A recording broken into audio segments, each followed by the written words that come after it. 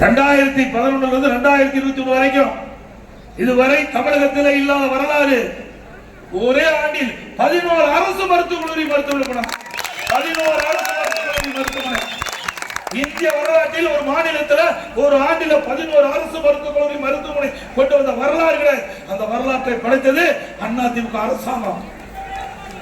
Corona காலங்க, அந்த காலகட்டத்தில் கூட மருத்துவமனையை கொண்டு வந்து மருத்துவக் கல்லூரியை கொண்டு வந்து சாதனை படைத்தது அம்மா இருக்கும்போது. 2019 2021 வரை அண்ணா திராவிட முன்னேற்ற கழக ஆட்சியில் 17 அரசு மருத்துவக் கல்லூரி மருத்துவமனை கொண்டு வந்து சாதனை படைச்சோம். 5 ஆண்டு வருது, 5 ஆண்டு முடிய போது ஒரு அரசு மருத்துவக் கல்லூரி மருத்துவமனை கொண்டாட முடியுதா? ஒண்ணு. திறமையற்ற முதலமைச்சர், பொம்மை முதலமைச்சர் நாட்டை ஆண்டு கொண்டிருக்கிறார். இந்த மாவட்டம் இரண்டாம் பிரிச்ச செங்கல்பட்டு மாவட்டத்தை தனி மாவட்டம் ஆக்கினார். தமிழ்நாடு முழுவதும் 6 மாவட்டத்தை உதயமாளி 6 மாவட்டத்தை பிரிச்சு கொடுத்த நிர்வாக வசதிக்காக ஒரு மாவட்டம் திமுக ஆட்சியில் பிரிக்க முடிஞ்சதா? திறமை வேணும்.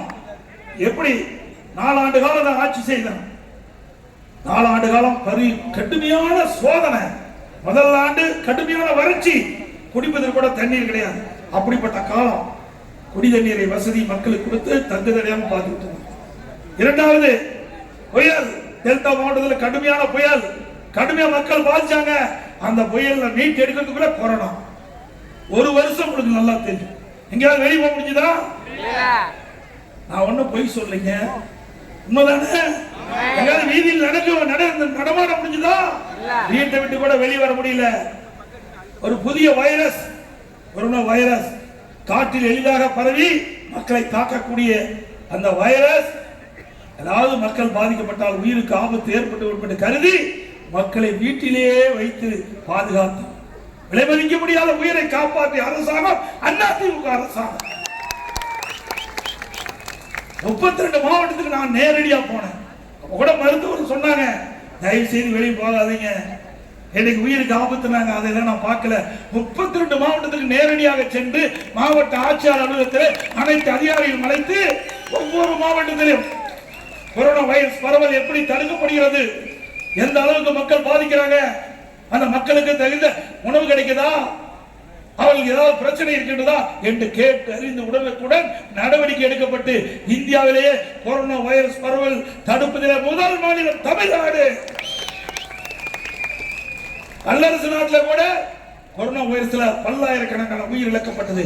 ஆனால் தமிழகத்தில் அனைத்து இந்திய அண்ணா திராவிட முன்னேற்ற கழக ஆட்சியில் சரியான நடவடிக்கை எடுத்த காரணத்தாலே கொரோனா வைரஸ் பரவலுக்கு தகுந்த சிகிச்சை அளிக்கப்பட்ட காரணத்தாலே விலை மதிக்க முடியாத உயிரை காப்பாற்றினோம்.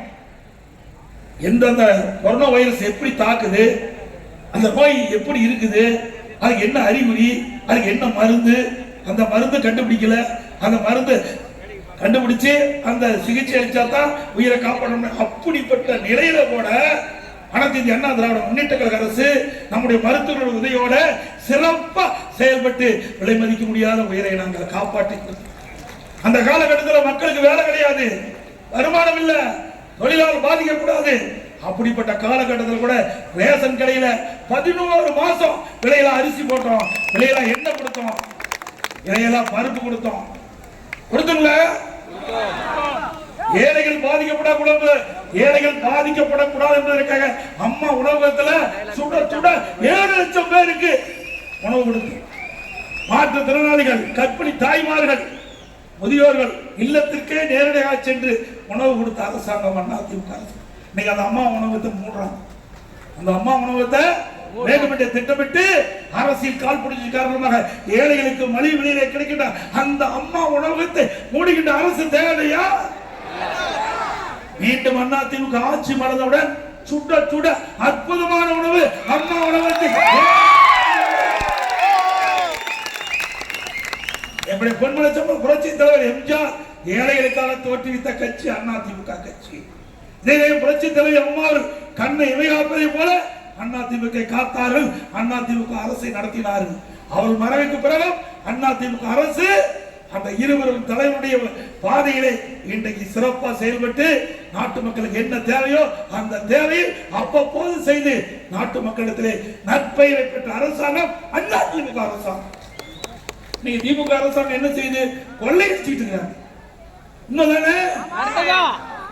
கொள்ளையடிக்காத நாளே இல்ல. எதையுமே செய்யலைங்க. 5 வருஷம் ஓட்டிட்டாங்க. அப்படியே போட்டோ ஷூட் போட்டுக்காங்க. நான் பத்திரிகையாளர் அருமை நம்பர் இருக்கிறீங்க, கோச்சுக்காதீங்க.